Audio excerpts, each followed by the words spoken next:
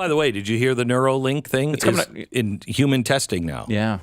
This is, gang, I know, if you're a longtime listener, I know 20 years ago you thought I was just a babbling madman when I would talk to you about the singularity and talk to you about what tech was going to be like. 10 years ago, same thing. 5 years ago, maybe you started going, oh, I don't know. I mean, I guess people are talking about it. 2 years ago, same thing. You need to understand the singularity because it's on our doorstep. And that is through Elon Musk and Neuralink. It's going to be heralded as a great thing. And believe me, as a father of a daughter who has had strokes, this would change her. It would make her probably whole. Because the problem with strokes is the pathways for information. If you think of the brain as a roadmap, there are bridges that are out. And so it takes longer for information to go from one place to another. And sometimes it can't get there at all. What Neuralink promises to do is to bridge from one part of the brain to the other part of the brain electronically. So that it's incredible. It's absolutely incredible. And has the potential to be a miracle if it were to work. Miracle. People, if you had a stroke, you could go back. The promise or the hope is back to way you were before the stroke. I mean, that's a miracle. However, it also will connect to the internet. And it is Elon Musk's way of saying, we've got to come up with something fast and cheap because this is what the left is going to do and people want to control. And there's got to be something out there that will be a good version of this where if you want to learn Spanish, you just download it. I mean, it's very Matrix. It's here. Don't dismiss this. It's here. Is Neuralink the same as an AI? Because that's no, what it's he's the worried beginning. about. Yeah, okay. It's the beginning. No, but Neuralink's more like health type reasons, isn't it? No, it's to digitize the brain for health reasons. Okay. But that's step one. The other steps, as it goes, links you to the internet, so you can download and upload information. And remember, it's a pipe in your head. This is when the Economic Forum says, yes, we've lost some privacy. People know what I'm doing, know where I am, know what I'm thinking, even what I'm dreaming. But it's all worth it. Okay, that's what they mean, because you will be able, the government or these institutions or whatever will be able to go into your head and know what you're thinking because you're using the backbone of the internet to think and research. And it can go into your head and retrieve dreams. It's extraordinarily dangerous. And think of the targeted advertising uses for this. Gosh. Like if every time I think about Taco Bell, I get a coupon from Taco Bell. Or all the times you don't think about Taco Bell, and yet you're thinking about Taco Bell. Oh, there can't be more times I'm thinking about Taco Bell. That's not possible. So, Stu, there are two stories that I barely understand. Let me start with the one that I really am a little foggy on. For any mammal, the loss of the Y chromosome should mean the loss of males and the demise of the species. However, the Amami spiny rat manages without a Y chromosome and has puzzled biologists for decades. Now, Japanese scientists and her colleagues have shown that one of the rat's normal chromosomes effectively evolved into a new male sex chromosome. Now, I hate to get all sciencey because I don't know how these rats identify. I don't know any of their pronouns or anything else. So the reason why this is important is because the Y chromosome seems to be getting weaker and weaker. And in a lot of mammals, including man. And once you lose the Y, then what happens? You've only got females, end of the species. So that's why they're looking into this, because they believe that we are headed for the same kind of thing. Which end of the species. Yeah. I mean, I guess think of just all the car accidents. I mean, oh my gosh, only women drivers? It would be crazy. Yeah.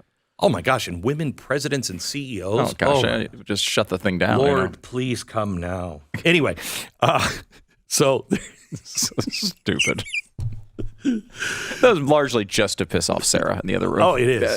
Largely, 100%. And of course, the fact that it's true. Right. So the next story is a quantum computer has simulated a wormhole for the first time. Now, do you know what a wormhole is? It's a space thing. It's like a sciencey space thing. Okay, so it's like you take a piece of paper and you fold it in half. Then you, I think, fold it again. Okay. And you put a little hole in it. Okay.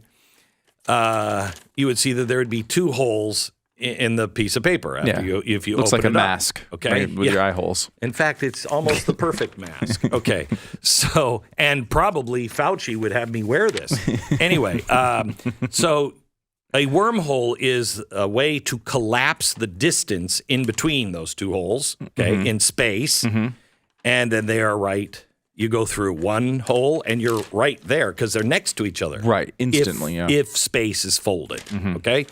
So that's the idea of a wormhole. You could travel great distances through that quickly. So this has just been a theory. Scientists with a quantum computer have just simulated a wormhole for the very first time. Now, it gets very complex because they say it was a holographic, but it's not exactly a holograph. They just simplified things by taking gravity out of the equation, which gets into Einstein and the theory of relativity. So they had to have something that would take gravity out and see if they could simulate this. Well, they did.